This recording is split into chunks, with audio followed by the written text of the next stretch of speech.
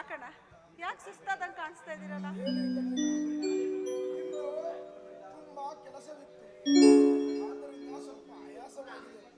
ತಂಗಿಯ ಕೈಯಿಂದ ನೀರು ಕುಡಿದನೆಲ್ಲ ಆಯಾಸವೆಲ್ಲ ಮಾಯವಾಗುವುದು. ಚಿಂತಿಸಬೇಡ ತಂಗಿ.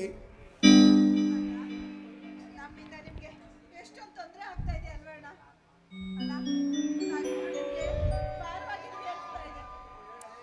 ಏನು ಮಾತನಾಡುತ್ತಿರುವೆ ತಂಗಿ? ಆ ಬಾನಂಗಳಕ್ಕೆ ಸೂರ್ಯ, ಚಂದ್ರ, ನಕ್ಷತ್ರಗಳು ಭಾರವಾಗುತ್ತವೆ ನಮ್ಮ. ಇಲ್ಲ ಇಲ್ಲ, ಹಾಗೆ ತಿಳಿದುಕೊಂಡಿದ್ದರೆ ಈ ಪ್ರಪಂಚದಲ್ಲಿ ಸಕಲ ಜೀವರಾಶಿಗಳಿಗೆ ಬೆಟ್ಟ, ಗುಡ್ಡ, ನದಿ, ಸರೋವರಗಳೇ ಇರುತ್ತಿರಲಿಲ್ಲ. ನೀನೇಕೆ ಚಿಂತಿಸುವೆ? ನಾನು ಸಹಾಯ ಮಾಡಿದ್ದಾದರೂ ಯಾರಿಗೆ ಹೇಳೋ? ಈ ನನ್ನ ಮುದ್ದು ತಂಗಿಗೆ ತಾನೆ. ಅಣ್ಣ, ಸಹಾಯ ಮಾಡಿದ್ದೀರಾ, ಆದ್ರೆ ನಾನು ಓಡ ಹುಟ್ಟಿದ ಅಣ್ಣ ಆಗಿದ್ರು ಇಷ್ಟೊಂದು ಸಹಾಯ ಮಾಡ್ತಿದ್ರು ಇಲ್ವೋ? ಕಣ್ಣು ಕಾಣದೇ ಇರೋ ಗಂಡನ ಕಟ್ಕೊಂಡು ಬೀದಿ ಬೀದಿಯಲ್ಲಿ ಭಿಕ್ಷೆ ಎತ್ತಿದ ನಮ್ಮನ್ನ ಕರ್ಕೊಂಡು ಬಂದು ನನ್ನ ಗಂಡಂಗೆ ಹಾಸ್ಪಿಟ್ಲಿಗೆ ತೋರಿಸಿ ಗಂಡನ ಬರ್ಸಿದ್ದೀರಾ. ನಿಮ್ಮ ಋಣನ ಹೇಗ್ ತೀರಿಸ್ಬೇಕು ಅನ್ನೋದೇ ನಮಗೆ ಗೊತ್ತಾಗ್ತಾ ಇಲ್ಲ ಅಣ್ಣ. ಏನು ಮಾತನಾಡುತ್ತಿರುವೆ ತಂಗಿ? ನೀವು ನನ್ನ ಬಾಳಿನಲ್ಲಿ ಬಂದ ಮೇಲೇನೆ ಕಲ್ಲಿನಂತಿದ್ದ ನನ್ನ ಜೀವನ ಸುಂದರ ಶಿಲೆಯಾಗಿ ಪರಿವರ್ತನೆಗೊಂಡಿತ್ತು ಅಲ್ಲದೆ, ನಾನು ಕಳೆದುಕೊಂಡಿದ್ದ ಅಣ್ಣ ತಂಗಿ ಬಾಂಧವ್ಯವೂ ಸಿಕ್ಕಿದ್ದು. ದುಶ್ಚಟದಿಂದ ನನ್ನನ್ನು ಮುಕ್ತನಾಗಿ ಮಾಡಿ ನಾನು ಒಬ್ಬ ಮನುಷ್ಯನಾಗಿರಲು ದಾರಿ ಮಾಡಿಕೊಟ್ಟಿದ್ದೆ ನೀವು. ಹೀಗಿರುವಾಗ ನಮ್ಮಗಳ ಮಧ್ಯ ಉಪಕಾರದ ಮಾತು ಬರಲೇಬಾರದು. ಸರಿನಾ ತಂಗಿ?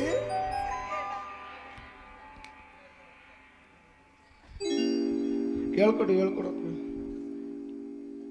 ಯಾಕೆ ವೀರಭದ್ರನ್ನ ಸುಮ್ಮನೆ ಕಾಡ್ತೀಯ? ಏಕೆ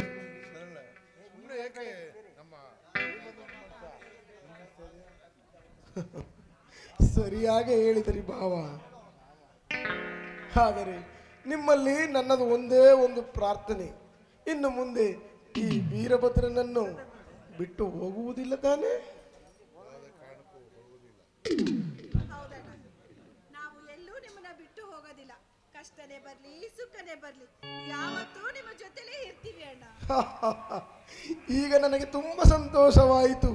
ಇನ್ನು ಮುಂದೆ ನಮ್ಮ ಬಾಳಿನ ದಾರಿಯ ಜೀವನ ನೌಕೆಯು ಆನಂದಮಯವಾಗಿರುವುದು. ಅಣ್ಣ, ಹೊಟ್ಟೆ ಎಸ್ಕೊಂಡು ಬಂದಿರ್ತೀಯಾ? ಬಾ, ಬಿಸಿ ಬಿಸಿ ಅಡುಗೆ ಮಾಡಿದ್ದೀನಿ, ಊಟ ಮಾಡುವಂತೆ. ತಂಗಿ, ನೀ ನನ್ನ ಬಗ್ಗೆ ತುಂಬಾ ಹೊಟ್ಟೆ ಎಸೆದಿದೆ. ನಡಿ, ನನಗೆ ಊಟವನ್ನು ಬಡಿಸು. ವಿನಯ್, ವಿನಯ್, ವಿನಯ್, ವಿನಯ್.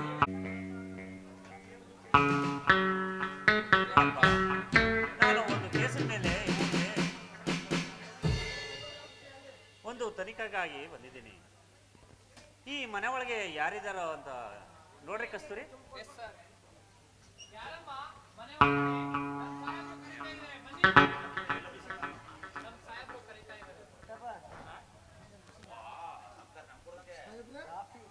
ಆಕಾಶ ನೋಡಪ್ಪ.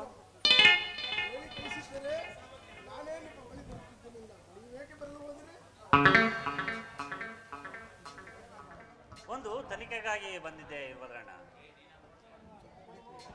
ಸ್ವಲ್ಪ ಕುಡಿಯಕ್ಕೆ ನೀರು ಕೊಡ್ತೀರಾ? ಇದು ನನ್ನ ಮನೆಗೆ ಶ್ರೀಕೃಷ್ಣ ಪರಮಾತ್ಮನು ಬಂದು ಕ್ಷೀರ ಕೇಳಿದಷ್ಟು ಸಂತೋಷವಾಯಿತು. ಸ್ವಲ್ಪ ತಾಳಿರಿ, ನಿಮಗೆ ನೀರು ಕುಡಿಸುತ್ತೇನೆ.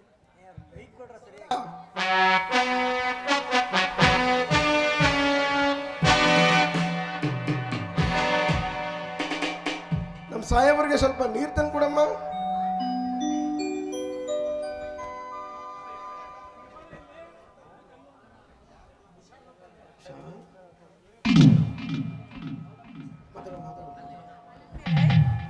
ವಿಶಾಲ್, ವಿನಯ್, ವಿನಯ್, ವಿನಯ್, ವಿನಯ್, ವಿಶಾಲ್, ವಿನಯ್,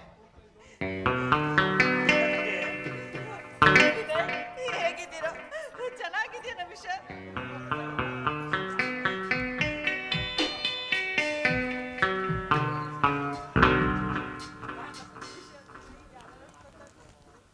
ವಿಶಾಲ್, ಚೆನ್ನಾಗಿದ್ದೀನಪ್ಪ, ಹೇಗಿದೆಯೋ?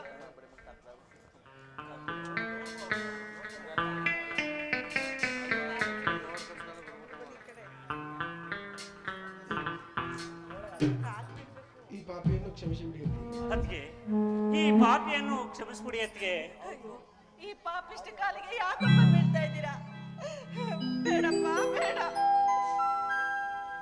ಅತ್ತಿಗೆ, ಈ ನನ್ನ ತಮ್ಮ ಮೈದೂರಿಗೂ ಕ್ಷಮಿಸಿದ್ದಿಗೆ. ಬೇಡಪ್ಪ, ಬೇಡ ಕಣೋ. ನಾನೊಬ್ಬ ಪಾಪಿಷ್ಟೆ, ನನ್ನ ಕಾಲಿಗೆ ಬೀಳ್ಬೇಡ್ರಿ. ಹಾ. ರೀ ರೀ, ಯಾರು ಬಂದಿದ್ದಾರೆ ನೋಡಿ.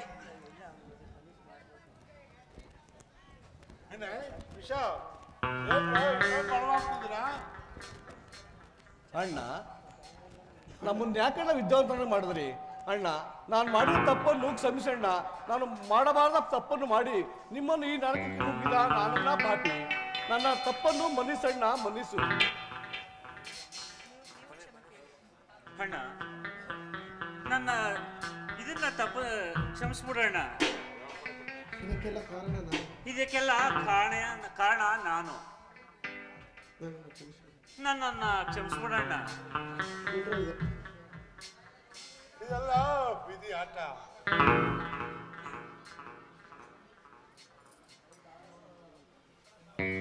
ದೇವರು ಮಾಡಿದಂತೆ ಆಗಲಿ. ಅಣ್ಣ, ಇದಕ್ಕೆಲ್ಲ ಮೂಲ ಕಾರಣ ಆ ತಾರ. ಆಗ ಬುದ್ಧಿ ಬರುತ್ತೆ. ಅದು ಅವಳಿಗೆ ಯಾವಾಗ ಬುದ್ಧಿ ಬರುತ್ತದೋ ಕಾಣೆ.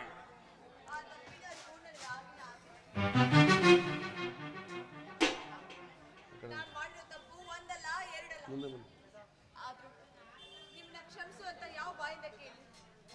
ನೋಡಿ, ನೀವೇನಾದ್ರೂ ನನ್ನ ಕ್ಷಮಿಸ್ಲಿಲ್ಲ ಅಂದ್ರೆ ಖಂಡಿತವಾಗೂ ನಾನು ಜೀವಂತವಾಗಿ ಉಳಿಯಲ್ಲ ಅಕ್ಕ, ಜೀವಂತವಾಗಿ ಉಳಿಯಲ್ಲ.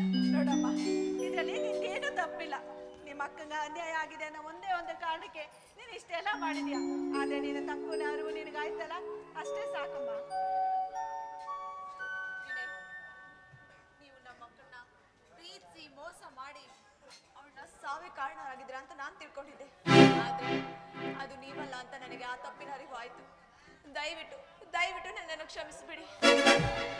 ಇದರಲ್ಲಿ ನಿಮ್ಮ ತಪ್ಪೇನಿಲ್ಲ.